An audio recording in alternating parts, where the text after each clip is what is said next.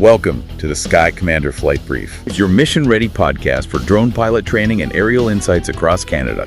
From Transport Canada rules to real-world drone ops, we break it down, take you higher, and help you earn your wings. Because here at skycommander.ca, we don't just fly. It hints there's more to it.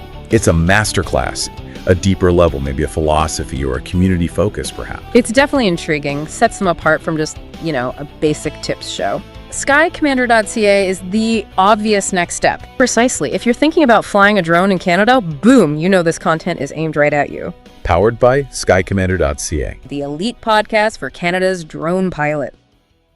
Okay, let's get started. You know that feeling when you're just completely in the zone? Everything clicks, right? Oh yeah, absolutely. Your brain's just firing, decisions are easy, you feel kind of unstoppable, perfect flow state, sharp reflexes, anticipating everything. Peak performance. But then think about the flip side. Those days where your brain feels like, it's running on dial-up. Sluggish, slow, just struggling to keep up. We've all been there, definitely. Yeah. We talk so much about the amazing drone tech, the RPAS itself.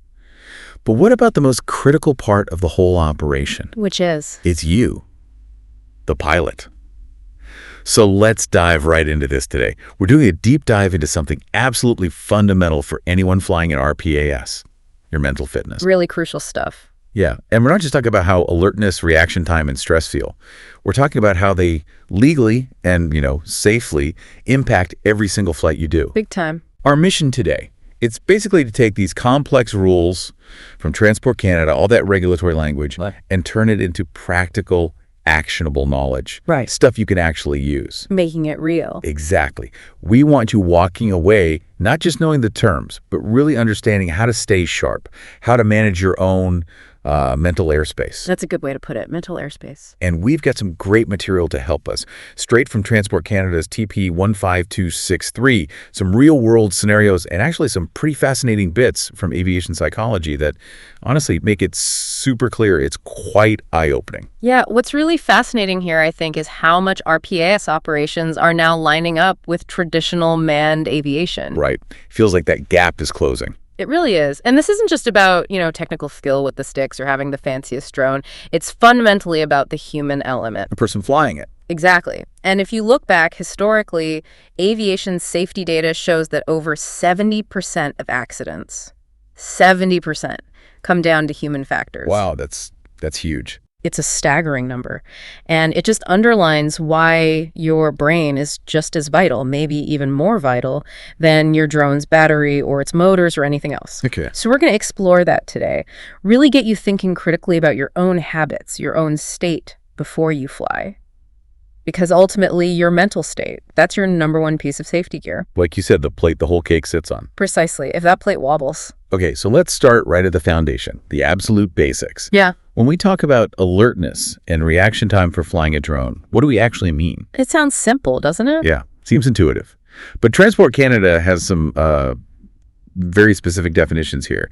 And really getting these is step one to mastering your mental skies and, staying compliant.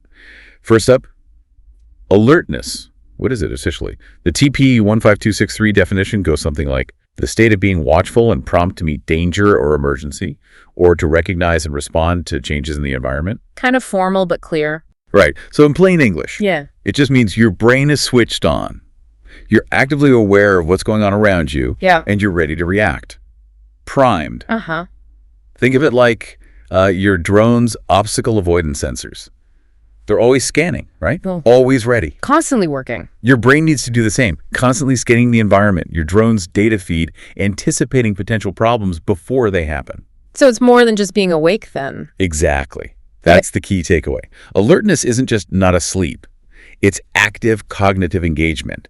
That deep presence where you're truly processing information, not just passively watching the drone fly itself. And that connects directly to the next piece, which is reaction time. Okay. The regulators define this as the elapsed time between the presentation of a stimulus and the beginning of a pilot's response to that stimulus. Stimulus response. Sounds simple enough. Basically, yeah. Yeah. In simpler terms, it's literally how fast you go from seeing a problem to actually doing something about it. Give me an example. Okay, imagine you're driving, maybe just cruising along, enjoying the view, and bam, a moose steps out onto the highway. Oh, boy. The time it takes you to register moose, decide brake, and then physically hit that pedal, that's reaction time. And in that moment, those seconds, or even fractions of a second, they're everything. And it's not always something huge like a moose stepping out, is it? Even tiny delays matter with drones. Absolutely. Because if your brain lags, your fingers lag too. Right. And when those delays creep in, often we're talking about fatigue-induced delay. Oh, being tired. Yeah. When you're tired, everything just slows down. Your thinking gets fuzzy, your reflexes aren't as sharp, your decision-making ability is impaired. That sluggish feeling. Exactly. That feeling where your brain just isn't quite keeping up. And it directly leads to slower reaction times. It's like trying to run a race after pulling an all-nighter. You just won't be as fast or as efficient or as safe, frankly. And it's not just about feeling sleepy, like nodding off. Not at all. It's a measurable drop in performance. It can be subtle, but the consequences can be really serious. So zooming out a bit, what's the bigger picture for drone operations? Flying an RPAS, it's not just about stick skills, or knowing the specs. It's a mental game, too. It is profoundly a mental workout. Think about it.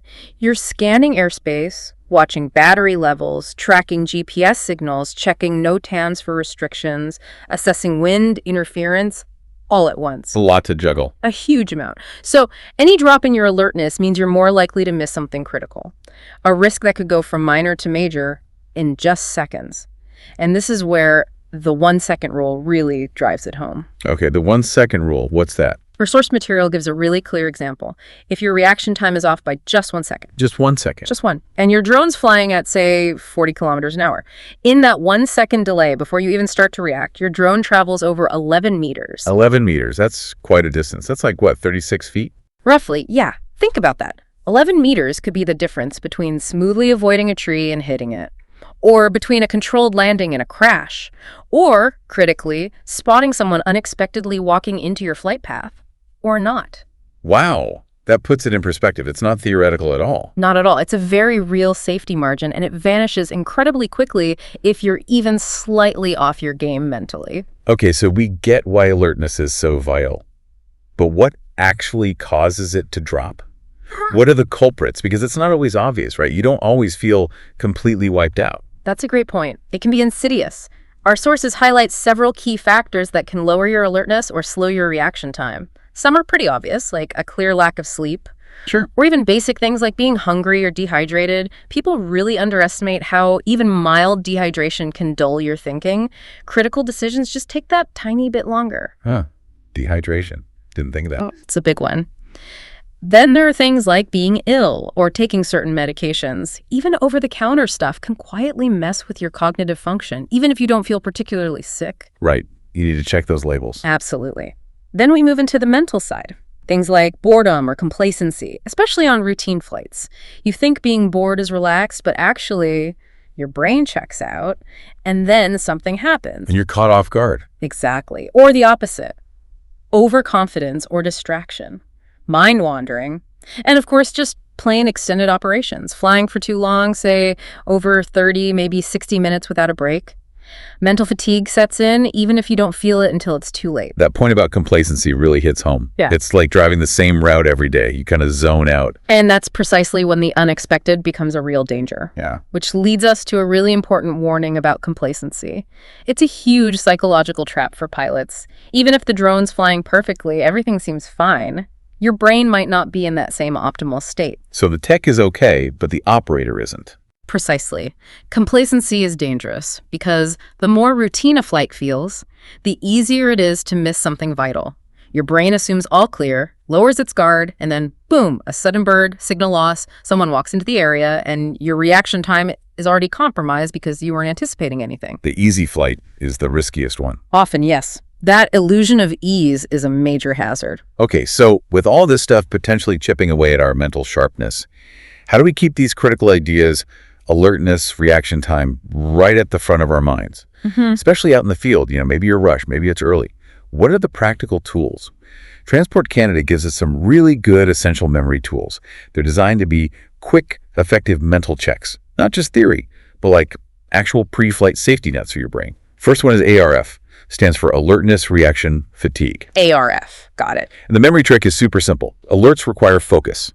ARF. Alerts require focus. Nice. Think of it like a traffic light, okay? If you're fully alert, you're hitting green. Quick, decisive, ready.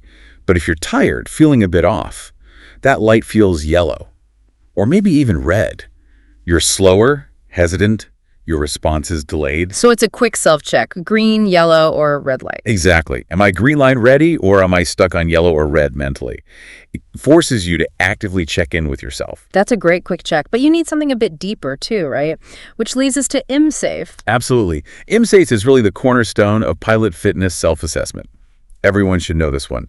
It's mnemonic, breaks down the critical areas you have to check before every single mission. Okay, what does it stand for? It's illness, medication, stress, alcohol, fatigue, and emotion. IMSAFE. Illness, medication, stress, alcohol, fatigue, emotion. Okay. And the chip here, recite it, maybe even out loud, before every flight. Just like you run through your drone's pre-flight checklist, this one's the checklist for your brain. Treat it just as seriously. Absolutely. It forces that proactive, honest self-assessment. Stops you from just guessing, yeah, I feel fine. You wouldn't skip checking the prompts, right? Yeah. So don't skip checking your head. It makes sure you're not just physically there, but mentally ready for the complexities and, the potential hazards. This raises a really important question, though. What are some of the biggest misunderstandings or myths about alertness and fitness in drone flying that we see out there? Let's bust a few common ones that can really lead pilots down the wrong path. Okay, first big dangerous one. Oh, I'm just flying a drone. I don't need to be that alert. Yeah, I hear that one. It's just a toy. Exactly. And it's a really dangerous mindset because it just massively underestimates the risk. The reality, the counterpoint from Transport Canada. Yeah. Transport Canada treats RPAS like aircraft. Period. Not toys. Definitely not. Your alertness isn't just a nice to have. It's a legal requirement. It's a fundamental safety issue.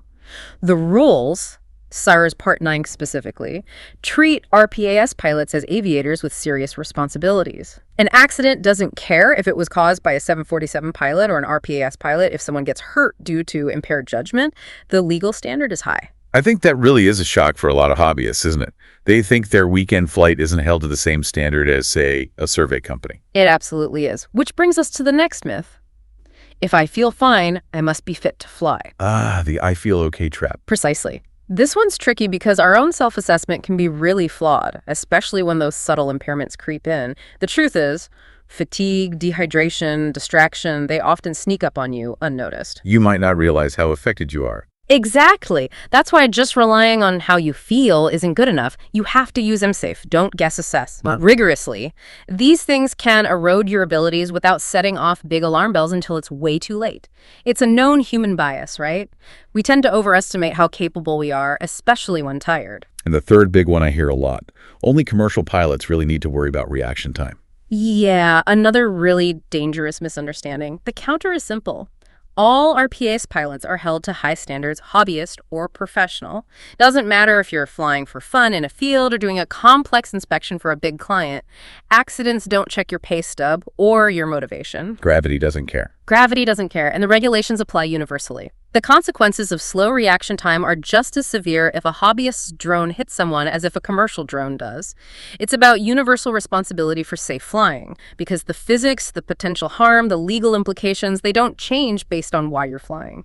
Okay, this next bit is really, really interesting because stress is often that silent passenger in the cockpit. Right? It really can be. Sneaks up on you. Yeah, it's not always obvious, but it can seriously mess with your ability to fly safely, even if you think, oh, I handle stress fine. So let's define it first. What is stress? Basically, it's any condition that causes pressure or strain, mentally or physically. Pretty broad definition. It is. And it's not just one flavor. We can talk about acute stress, that's the short-term stuff, like that jolt of adrenaline when you suddenly lose GPS lock or a bird comes swooping towards your drone. That's sudden spite. Right. Then there's chronic stress. That's the ongoing stuff. Pressure from work, life stuff, money worries, maybe just that accumulated fatigue that grinds you down over weeks or months. The slow burn. Exactly. Think of stress like an engine warning light in your car. Sometimes it's a quick flicker that's acute stress. Other times it's that persistent glow that just stays on chronic stress. Both need attention, though.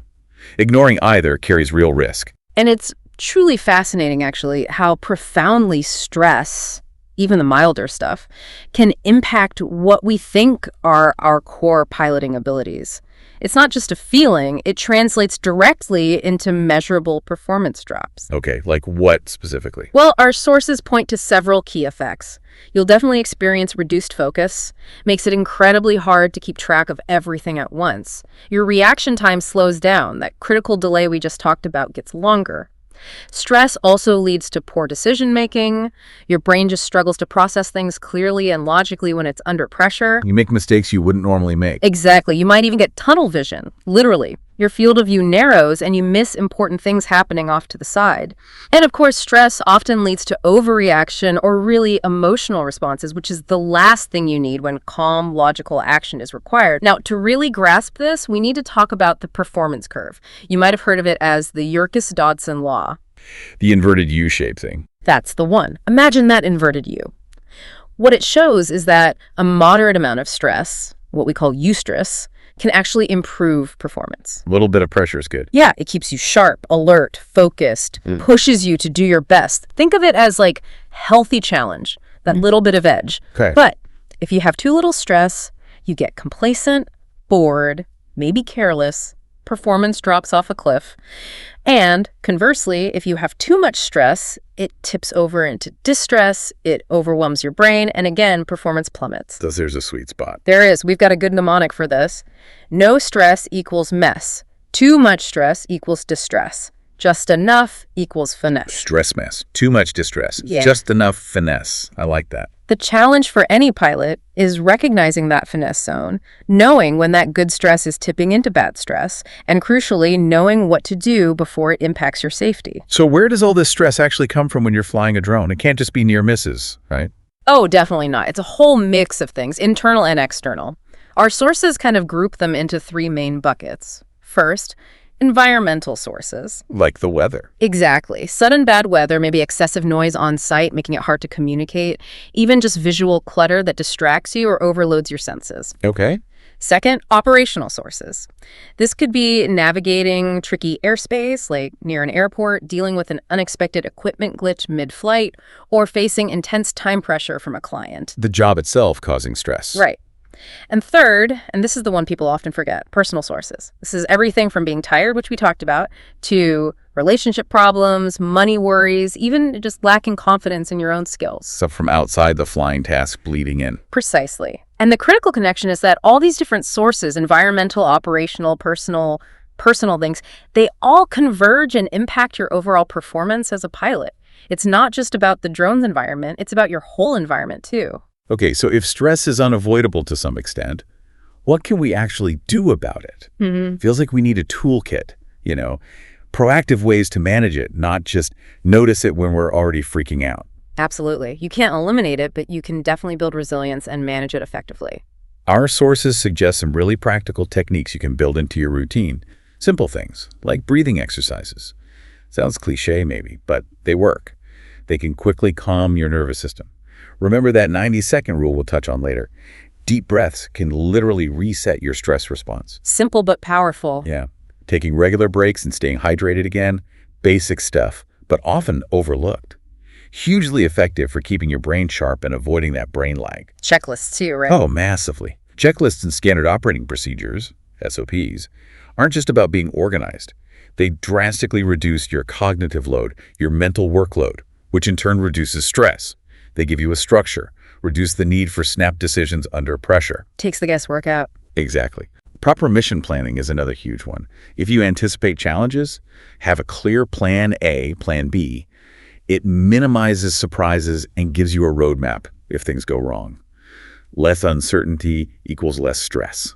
Makes sense. And of course, that MSAFE check we talked about, it absolutely applies here too. Stress is the S in MSAFE. It's your pre-flight mental check-in. Non-negotiable. Are you in that finesse zone or are you leaning towards distress?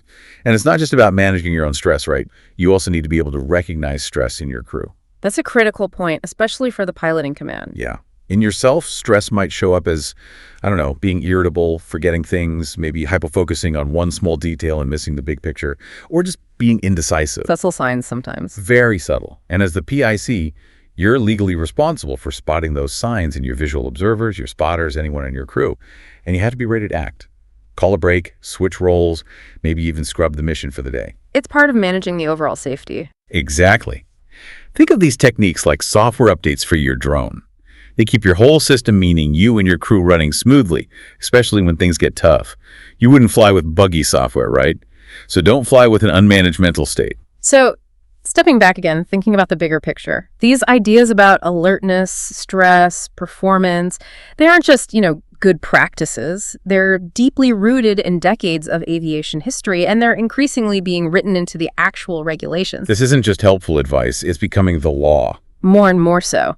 Understanding this evolution really helps appreciate why Transport Canada takes human factors so seriously, even for RPAS.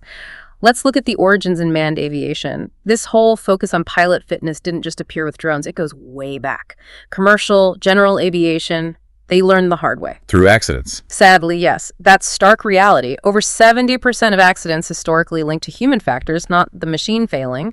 Study after study, military, civilian, going back decades, consistently showed stress messes with reaction time, situational awareness, memory. So they had to do something. They did. This data directly led to things like CRM crew resource management and later TEM threat and error management. These weren't just about flying skills. They were about teaching pilots to recognize and proactively manage stress, fatigue, communication breakdowns, all those human elements. Learning from mistakes. Exactly. Pilots under stress made bad calls, missed vital info, overreacted. Transport Canada is taking those hard-won lessons and applying them directly to the RPAS world now. It's a direct transfer of safety principles. Which is a huge shift from the early drone days, isn't it? When they were seen more like fancy remote control cars. Oh, completely different world. Think about the early RPA era, say pre-2019. Before CARS Part 9X really kicked in, drone rules were mostly under model aircraft exemptions or maybe an SFOC framework for commercial stuff. There was very little formal mention of pilot fitness unless you were in really specific controlled airspace. With just a toy mindset.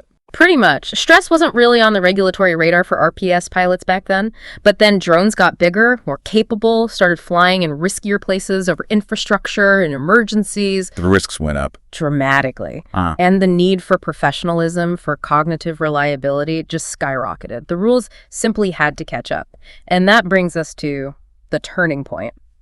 CARS Part 9X in 2019, this was massive. It formally recognized RPAS pilots as, pilots, aviators with real responsibilities. Okay. And crucially, it introduced CARS 901.27, fitness of flight crew members. It says it right there. No pilot shall conduct a flight if they are unfit to perform their duties. So fitness became a rule. It did. Now, back then, the language mainly focused on fatigue, alcohol, drugs, your general mental state. Stress was kind of implied, but not spelled out in detail like it is now. Still, that rule laid the foundation. It opened the door to treating RPAS pilot mental fitness with the same seriousness as in traditional aviation. It set the stage for where we are now. And that stage is still being built on, right? The rules are still evolving. Absolutely. Which brings us to the refinement through TP15263 updates, especially between 2023 and 2025. In the latest versions of TP15263, that's the document outlining what pilots need to know, Transport Canada did something significant. What was that? They explicitly separated out and detailed Section 3.2.2, stress and performance, and Section 3.2.3, alertness and reaction times. They gave them their own dedicated sections. Why the change? Why spell it out now? It seems to be a direct response to the growing data showing RPAS incidents often trace back to pilot error, specifically poor decisions made under pressure. Plus, drone operations are just getting way more complex than simple line-of-sight flying. BVLOS, more complex payloads. Exactly. This evolution, especially with the March 1, 2025 update noted in the materials, signals clearly. Transport Canada expects RPAS pilots to adopt a safety culture deeply rooted in human performance science. Just like commercial pilots, it hammers home that it's not just about the tech. You, the pilot, are part of the system, and your mental state is critical. So looking ahead, what might be on the future horizon for rules around stress and performance? Knowing where things are heading helps us prepare, doesn't it? It does. Based on current trends and discussions in aviation safety circles, we can anticipate a few things. We'll likely see a move towards more quantifiable fatigue management. Maybe something like duty time limits, required rest periods for long ops, maybe even cumulative fatigue tracking for commercial operators, similar to manned aviation. Okay, more structured rules around rest. Possibly. We might also see stress and performance scenarios integrated into practical flight tests for advanced licenses, evaluating how you actually handle pressure, manage yourself, lead a crew under stress. Testing the human, not just the drone handling. Right. It's also plausible that mandated human factors training could become standard, especially for more complex operations like BVLOS, moving beyond just reading about it to documented practical training. Formal training requirements. And maybe further down the line, we could even see things like stress biometrics or cognitive readiness tools. Things already used in some military drone programs might trickle down, maybe optional tools or digital fit-to-fly checks before a mission. The human element is only going to get more formalized, I think. Okay, this is where it gets really, really practical, especially thinking about how stress impacts us, not just personally, but, legally. Let's dive into some nuances here, things Transport Canada is looking at that go beyond just the basic definitions. These are the insights that really matter day to day. First, a really crucial point.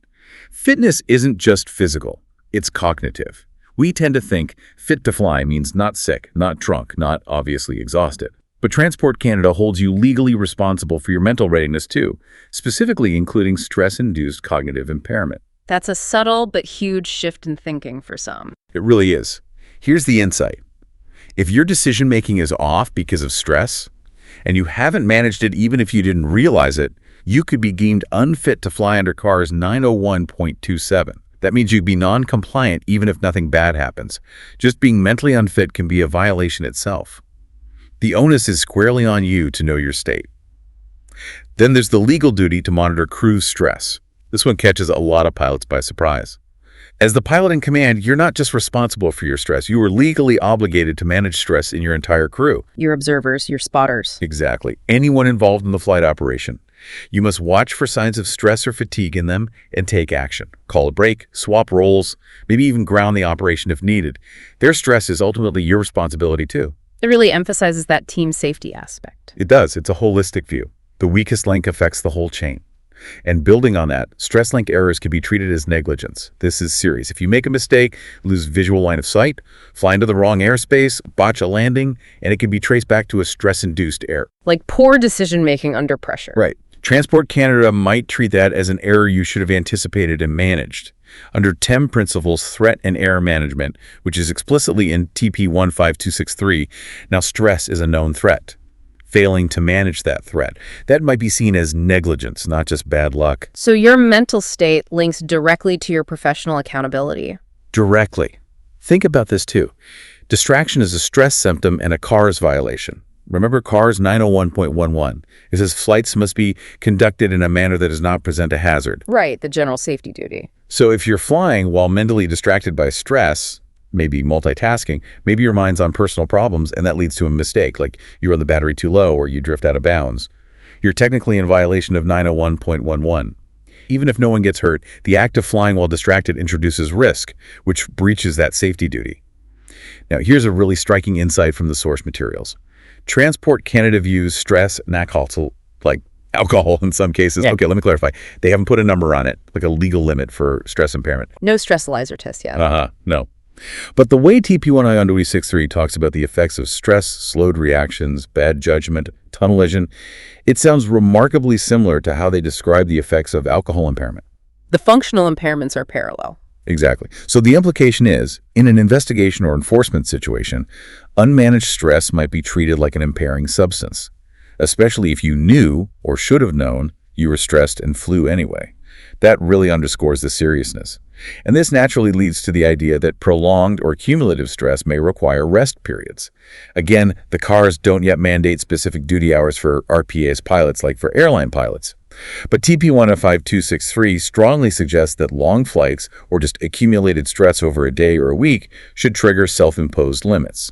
You need to know when to say when. Right. Pushing through exhaustion, not knowing when to stop. That might not just be seen as a lack of knowledge, but potentially as judgment error by the regulator. Your fitness isn't just about the moment you take off. It's about managing your capacity over time. This next one is subtle, but really important. Complacency can be masked. Stress. The 2023 TP15263 update actually talks about this. Stress doesn't always look like panic. Sometimes it looks like multitasking too much, being overconfident, rushing through checklists. Kind of like being on autopilot mentally. Exactly. It's sometimes called under-arousal stress. Your brain isn't fully engaged, maybe because it's overwhelmed and defaulting to routine, so you miss critical cues. Not understanding this nuance, it could cost you on an exam, sure, but more importantly, it could cost you dearly in the field. And finally, a key point linking back to planning. Stress affects data interpretation. A pilot who's stressed or distracted is just more likely to misread crucial stuff. Airspace boundaries on a map, complex NOTAMs, de-age charts. You see what you expect to see or miss details. Right. There's a growing focus, not just on if you looked at the pre-flight info, but whether you truly absorbed it. Under pressure, your brain's ability to process complex info is just worse, which makes that thorough, unhurried pre-flight analysis even more critical. It's about real comprehension, not just ticking a box. All right, let's switch gears a bit. From the what and the why to the how. How does this stuff actually play out in your brain? We've got some really fascinating insights here, almost like fun facts about your brain under pressure. Stuff designed to make these points stick, help you really learn and get it. First off, did you know you can literally lose IQ points under stress? Lose IQ points? Seriously? Yeah. High stress messes with your working memory, your executive function. One study mentioned in the sources showed people under stress performed on tests as if they had 13 fewer IQ points. Wow, 13 points is significant. It's startling, right? Think of stress as brain lag, like trying to fly with a really bad internet connection. Everything technically still works, just way too slow to be safe. Always a step behind. And that connects perfectly to that classic aviation saying, pilots don't rise to the occasion, they fall to their training. Oh, that's such a powerful one. The full saying goes something like, you don't rise to the occasion, you fall to the level of your training, and in chaos, you sink to your worst habit. Hits hard, doesn't it? It does. Yeah. And it's 100% true for RPAS pilots. When you're stressed, all those clever ideas, those perfect plans, they evaporate. You default to what's practiced, what's muscle memory, not necessarily what's best. So the takeaway is pretty clear there. Absolutely. Build good habits now. Practice your checklists until they're automatic. Rehearse emergency procedures mentally. Walk through your pre-flight properly every time, because those habits are your safety net when stress tried to take over your brain. Here's a great analogy I find really helpful. Stress is like battery drain for your brain. Okay, explain that. Just like your drone has a limited battery, your brain has finite cognitive energy, right? Yeah. Stress is like running every single high drain function on your drone at once. LiDAR, wind compensation, 4K video streaming, the works. Your mental battery drains faster. Much faster. You might still be flying, but your system can brown out if you overload it. Recognizing this helps you know when you need to pause, land, and recharge your own mental battery, maybe even mid-mission. It's not an infinite resource. And here's a cool biological tidbit. The 90-second rule. 90 seconds. What happens in 90 seconds? Well, the initial chemical surge of a stress reaction, Yeah. the adrenaline, the cortisol, it peaks and mostly washes out of your bloodstream in about 90 seconds. The initial rush. Right. After that first wave, your mind basically chooses whether to stay stressed, to keep feeding that reaction, or to let it go. So to a quick reset, the sources suggest just breathing deeply and intentionally for 90 seconds. That simple act can sometimes be enough to let the chemical storm pass, let you regain clarity. It's like a biological reset button. Have you ever felt when you're really stressed like you missed something totally obvious, even though it was right there? Yeah, definitely. How did I not see that? Well, that's because stress narrows vision, literally. Under significant stress, your actual field of vision shrinks. You develop that tunnel vision. You might miss hazards or obstacles just outside your narrow focus zone because you're locked onto, say, just the drone's camera feed on your screen. You lose the bigger picture. Completely. It's an old survival response that's really counterproductive when you need broad situational awareness, like in aviation. Now, this next one's kind of weird, but really interesting. Overconfidence is sometimes a stress response. Wait, stress makes you more confident. How does that work? It's bizarre, right? Yeah. But for some people, yeah, it's like a psychological defense mechanism. They mask their underlying anxiety by acting overly confident, almost arrogant. That sounds dangerous for flying. Incredibly dangerous, because it leads to downplaying real risks, skipping checklists because I know what I'm doing, overriding your own better judgment. You have to distinguish, right? Yeah. Calm confidence comes from preparation, from experience. That's earned. But that sudden spike in confidence, that unearned swagger, often that's a huge red flag that someone's actually stressed and compensating badly. It can lead straight to reckless decisions. And finally, let's bust the myth that stressless drones crash too. Meaning, Just because the drone has automation doesn't mean stress goes away. Exactly. People think, oh, the drone does half the work, less stress for me. And yeah, automation helps with routine stuff. But when something goes wrong, a sensor fails, you lose the link, GPS gets wonky, the system often demands more from the pilot and demands it right now. The automation fails, and suddenly it's all on you. Precisely. So that easy flight mindset becomes a trap. When things suddenly go sideways, you're caught completely off guard because you weren't mentally ready for a challenge, which creates a whole new, intense kind of stress. Okay, this is all super insightful, but how does it actually look in the real world, in actual flight operations? Because understanding the theory is one thing, facing it out there is another. Let's walk through some realistic scenarios based on our sources and see how alertness, reaction stress actually play out. Excellent idea. Let's group them by theme. First up, environmental pressure. Scenario 1, the weather surprise. You're doing an inspection, maybe 60% done, VLOS. Suddenly, a storm front moves in way faster than forecast. Wind picks up, rain starts spitting. Okay, instant stress. Absolutely. Stressors, deteriorating weather, time pressure, do I finish? Battery anxiety as the drone fights the wind. What's the impact on the pilot? You might get tunnel vision, just staring at the drone or the screen, stop scanning the surrounding airspace, maybe drift into restricted airspace without noticing, or just freeze up decision paralysis. Land now, try RTH, push to finish. What would TC expect? They'd expect you to have planned exit points before the flight, a pre-rehearsed action for unexpected weather so you're not making it up on the fly under pressure. Or how about this one? The glare problem. Midday, open area like a gravel pit, sun right overhead. Your tablet screen. Almost unreadable, even with a sunshade. Been there. It's frustrating. Stressors. Physical discomfort, serious eye strain, maybe neck ache from craning to see, all adds cognitive load. And the impact. You might misread your altitude, miss a critical warning on the screen because it's washed out, delay making a decision because you're waiting to get a clear view. What's the mitigation? Transport Canada expects you to think about human factors in your setup. Proper shade, positioning yourself to minimize glare before you even launch. Don't just rely on the drone tech, manage your own operating environment. That makes total sense. Pilot setup is just as key as drone setup. Okay, what about people? They can be just as unpredictable as the weather, maybe more so. Sometimes, yes. So, next theme, unexpected human elements. Picture this. The crowd that wasn't there before. You're filming in a park, pre-dawn, should be empty. Suddenly, a group of joggers appears out of nowhere, running right through your planned flight path. Oh, man. Instant hazard. Big time. Stressors, Yeah. unexpected people flying near them, immediate risk of breaking safety rules, CRRs 901.27, maybe SFOC conditions. The heart rate spikes. Yeah, impacts. Reduce fine motor control. Maybe you forget a checklist step. Maybe you hesitate to land because you're so close to getting the shot. TC's expectation. Have a pre-planned, practiced abort and land call or procedure. Removes the decision burden when you're stressed. Just execute the plan. Or the client is watching. High-stakes real estate shoot. Client and homeowner are right there looking over your shoulder. You really want to impress them. Performance anxiety kicks in. Definitely. Stressors. Social pressure, performance anxiety, distraction focusing on the wow shot instead of safety scans. You might skip your airspace scan routine. Take risks you wouldn't normally fly a bit too close to those trees.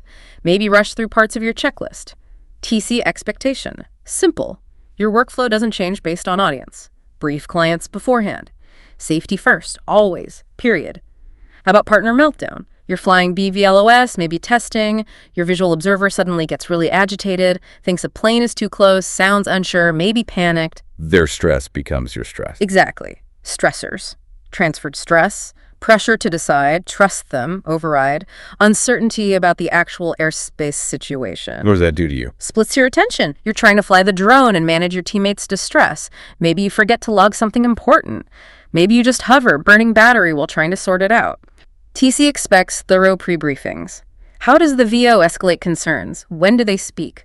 When does the PIC take decisive control? Clear roles are key. And lastly, under humans, the media moment. Local news wants to film your drone launch. Reporters asking questions, cameras are rolling while you're trying to do your pre-flight. Think about pressure. Yeah. Stressors, public scrutiny, disrupted routine, pressure to look professional instead of focusing solely on the task. Impacts. Maybe you skip your final airspace check. Maybe you misstate something important in the interview. Maybe you just take off feeling rushed and flustered, missing visual cues, TC's expectation.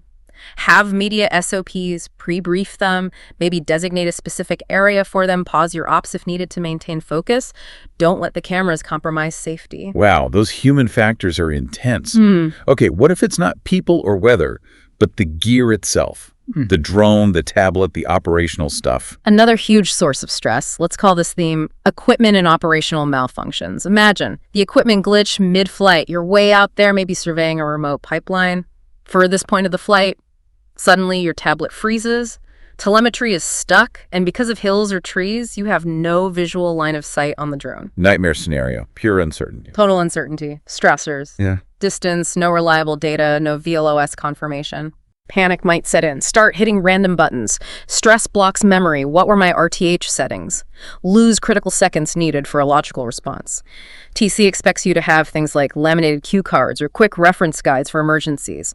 Practice them until they're automatic. Or the unexpected payload failure. Doing a bridge inspection. Midway through, the gimbal locks. Thermal camera goes offline. Customer needs that thermal data. Equipment fails, customers waiting. Stressors. Gear malfunction, customer pressure, uncertainty, software bug, hardware failure. What might you do wrong? Maybe try rebooting the payload midair, losing focus on flying, maybe lose visual orientation while messing with settings, maybe fly too close trying to see the drone itself. TC wants you to have rehearsed failure protocols. Define how much troubleshooting is acceptable before you decide land safely first. How about the phantom sensor alert? Precision mapping mission. System flags a compass variance warning. The drone seems perfectly stable, ground checks looked fine. Is it real or a glitch? The doubt itself is stressful. Exactly, stressors. Inconsistent data, that inner debate. Risk of losing valuable mission data if you land unnecessarily. Impact. You get glued to the display, watching that warning. Delay manual inputs while trying to figure it out. Maybe drift slightly off course or too close to a buffer zone. TC expects clear decision rules. When do you trust a sensor? When might you override? When do you land, despite ambiguity? Have those rules before the flight. Right. And? The wrong map. Flying remote forestry area. Using cached offline maps. You realize the resolution is terrible. You're not actually sure of your exact position relative to a nearby restricted airspace boundary. Spatial uncertainty, that's scary. Very. Stressors. Positional doubt, no cell signal for updates, feeling isolated. Impact. Heart rate climbs, cognitive overload, trying to mentally picture the map, might miss a real hazard, like a bird, might accidentally bust airspace due to disorientation. TC expects backups, high-res offline maps, maybe even printed charts for critical areas, a plan for validating your position off-grid. It's really clear how even small tech issues can spiral into major stress. But what about the stress that doesn't come from a sudden event? The internal stuff, the buildup. Ah, yes. That's absolutely crucial. Let's talk about cumulative and personal stress scenario. The accumulated stress flight. It's your third mission today. First two were rushed, had some minor issues, maybe GPS glitches. This third one should be easy, routine, but you're already feeling drained. Running on fumes mentally. Right. Stressors, mental fatigue, maybe overconfidence. Just gotta bang this one out. Reduce focus from the earlier hassles. Impacts. You might miss a new NOTAM that popped up. Zone out and rely too heavily on autopilot. Forget to double-check signal strength. TC expects self-awareness. Pause after tough flights. Ask yourself honestly, am I still sharp? Is my plate steady? If the answer's no, maybe delay, maybe delegate, or consider the cumulative effect. Simple scenario. It's Friday afternoon, you've had a long, demanding week. Back-to-back projects, tight deadlines. Now you're flying a routine mapping job. You're just tired. No, one big thing, just worn down. Exactly. Stressors, sleep debt, decision fatigue from the whole week. Impact. Maybe you make a simple data entry error like typing a waypoint wrong. Maybe you ignore a minor warning light you'd normally investigate. You finish the flight feeling kind of fuzzy, but can't quite put your finger on why. TC expects you to recognize that gradual decline, that sloppiness drift, know when your safe operating margins are shrinking due to fatigue. How about the personal life bleed-in? Driving to the site, you get a really upsetting personal phone call. Bad news, argument, whatever. Mind is definitely not on the job. Right. Stressors. Emotional upset, divided attention, maybe self-doubt or anxiety triggered by the call. You launch without really mentally reviewing your procedures. You zone out during the flight, maybe miss a battery warning, lack confidence in the data you collect later. TC suggests giving yourself permission to delay or hand off the flight if your head's not in the game due to personal stuff. Your personal state is part of your operational fitness. And post-incident stress loop. Last flight, you had a hard landing. Unexpected wind gust caught you. Now you're flying again today, but you're really nervous, hyper-focused on not letting anything go wrong. Overcompensating due to past stress. Exactly. Stressors, residual stress from before, mental overcorrection, maybe fear of damaging more gear or your reputation. You might stare only at the wind speed indicator, missing other cues. Hesitate on normal commands. Be less adaptable because you're so fixated on avoiding one specific past mistake. TC recommends having a personal debrief process after incidents and a mental reset routine to avoid carrying that stress hangover into the next flight. And finally, a really common area where stress hits hard: judgment and compliance challenges. The deadline trap. Client is desperate. I need that golden hour footage now. Sun setting fast, weather is maybe borderline. Intense pressure. Client versus safety. Classic conflict. Stressors. Time pressure. Closing light window. Client urgency. Potential lost job. Impacts. Skipping a proper final sight scan. Forgetting to check for late evening air traffic. Improvising a landing in fading light. TC expects you to have a hard abort point based on safety, not deadlines. Prioritize safety over the shot, over the client's demands. Authority stressor. Setting up, local bylaw officer walks up, seems skeptical, maybe impatient, asks for your paperwork, which is back in the truck. Feeling judged, put on the spot. Yeah. Stressors. Perceived threat, inconvenience, feeling rushed and defensive. Impact. Making rushed verbal commitments you regret. Landing quickly somewhere suboptimal just to end the interaction. Forgetting to log mission data properly because you're flustered. TC expects preparation. Have your docs ready. Have calm, polite scripts practiced for these interactions. Stay professional. Peer pressure risk. Flying with friends, they say, hey, let's get that epic shot over the waterfall. It's beautiful, but slightly outside compliant airspace. Come on, everyone does it. Social pressure versus the rules. Big one. Stressors. Social pressure, temptation, that internal conflict. Impacts. Rationalizing the risk. It's just for a minute. Skipping a thorough no-tem check for that specific spot.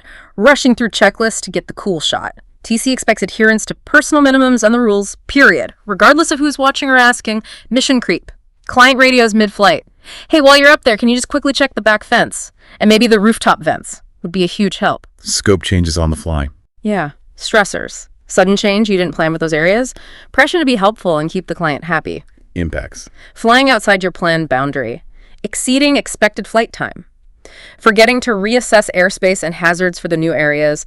TC expects you to pause, reassess the entire risk profile before agreeing to any mid-flight changes. Sometimes the safe answer is no. That requires a separate flight plan. Sudden role switch. You're observing a new pilot during training. Mid-flight, they get flustered by an unexpected instruction or event and just hand controls back to you suddenly. You take it. Unexpected responsibility dump. Exactly. Stressors. Sudden PIC responsibility. No mental warm-up. You weren't fully tracking as PIC until that second. Forgetting the latest flight parameters. Second-guessing altitude limits. Taking too long to make a routing decision because you're catching up. TC emphasizes clear role definitions and explicit verbal handovers of control. Everyone needs to know who is PIC at all times. And lastly, the split duty problem. You're supervising two separate drone teams at different sites simultaneously.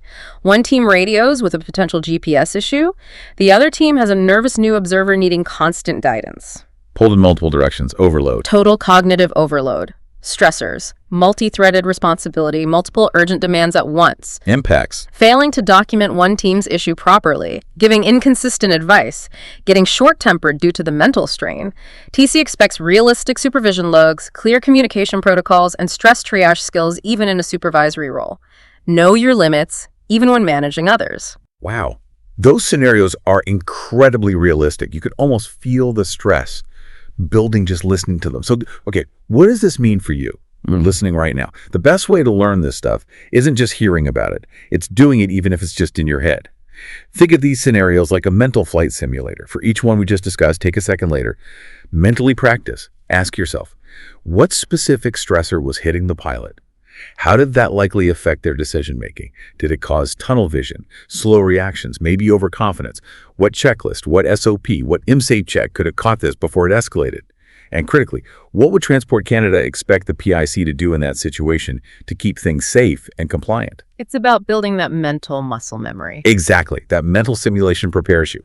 So when these things happen for real, and they will, more proactive, less reactive, it's a total game changer for safety and for your career, frankly. And to really make all this stick, let's use some powerful images, some metaphors you can carry with you on every flight. Quick mental reminders. First, you are the last safety layer. Think of your drone operation as this fancy high-tech cake. Software is the icing, sensors are decorations, airspace clearance is the nice dish. But you, the pilot, you're the plate underneath it all. The foundation. The absolute foundation. If that plate wobbles or cracks under pressure from stress or fatigue, the whole thing collapses. All the tech in the world doesn't matter if the human operator isn't solid. Next, visualize your mental airspace, your focus, your headspace. Treat it like actual airspace, visual distractions, that's unexpected traffic, emotional noise, anger, anxiety, that's turbulence, fatigue, that's bad weather rolling in. So clear your mental airspace before flight. Precisely. A good pilot doesn't just barge into crowded or stormy airspace without planning. They check conditions. They plan mitigations. Do the same for your own headspace. Right. Clear your airspace before you worry about the drones. And this one really needs to stick. Video game reflexes. Real-world rules. Flying drones, especially FTV or faster models, it can feel like a video game. It's thrilling. Easy to get caught up in the fun. Very easy. But here's the reality check. It's not a game. You don't get extra lives, you don't respawn after a crash, and that expensive drone, it doesn't bounce. That feeling of it being just a game breeds complacency. Treat every single mission like a real flight, with a real logbook, not like you're chasing a high score. The consequences are real. And finally, try using the yellow light test. Before you fly, maybe during your IMSAFE check, ask yourself this simple question. Am I feeling stressed right now? Tired, distracted, unsure about Anything. Just a quick gut check. Yeah. If the answer is yes to any of those, imagine you're driving and approaching a yellow traffic light. What do? Do you floor it and try to race through? Or do you pause, slow down, and stop safely? You should stop. Right. So the rule is simple. If you wouldn't drive through that yellow light in your car, don't fly through it with your drone. Err on the side of caution. Pause. Reassess. Maybe wait. Always. The stakes are just too high to gamble. Hashtag Outers Theory. Okay, let's wrap this up. Let's bring it all back home and distill the absolute must-know takeaways from this deep dive into navigating your mental skies. First, remember, alertness and reaction time. Not just nice-to-haves, they are absolutely critical for RPA safety and for your legal compliance under Transport Canada rules. Foundational. Second, those sneaky factors, fatigue, distraction, even overconfidence, they will reduce your performance, often without you even noticing. That's why proactive self-assessment is non-negotiable. Can't just rely on feeling okay. Third, make IMSAFE your pre-flight ritual. Use it every single time. Honestly, assess your fitness across all those categories. Illness, medication, stress, alcohol, fatigue, emotion. Know it. Use it. Fourth, realize you are legally responsible for delays in your reaction time. If fatigue or stress causes that delay, it's on you. Accountability is key. Fifth, the updated TP15263 now explicitly calls out stress, alertness, and reaction time as key pilot fitness factors. Their importance is officially elevated. It's not implied anymore, it's stated. TC is emphasizing this more than ever. And finally, stress isn't just some personal problem you should push through. It is a flight-critical variable. Treat it with the same seriousness you treat weather conditions or battery management.